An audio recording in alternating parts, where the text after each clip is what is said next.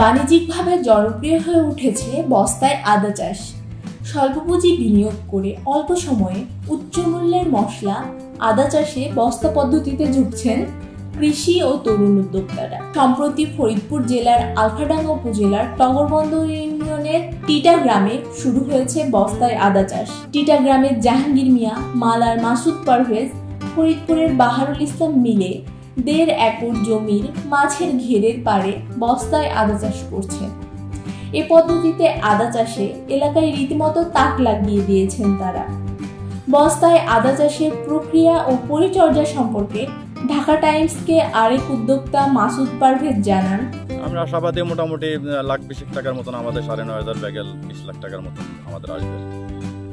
বেকার যারা আছে তারা আসলে মানে এই আদা করার জন্য কিন্তু আপনার ওই প্রতি জমির দরকার নেই, অ্যাভেলেবেল প্রতি জমির দরকার নেই যে আমার এখানে ২ একর ৫ একর জায়গা লাগে। এটা আপনি ইচ্ছা করলে বাড়ির আনাচে কানাচে তো আপনি করতে পারতেছেন।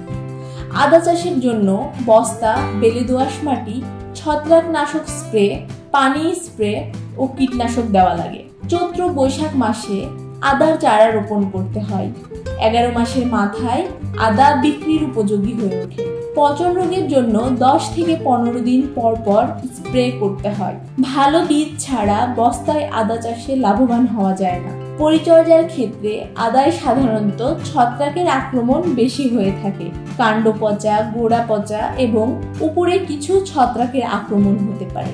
কখনো কখনো কীটনাশকের প্রয়োজন হতে পারে।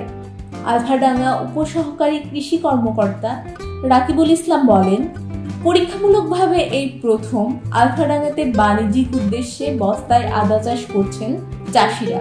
আমি ব্যক্তিগতভাবে তাদের উদ্যোগের পাশে দাঁড়িয়েছি।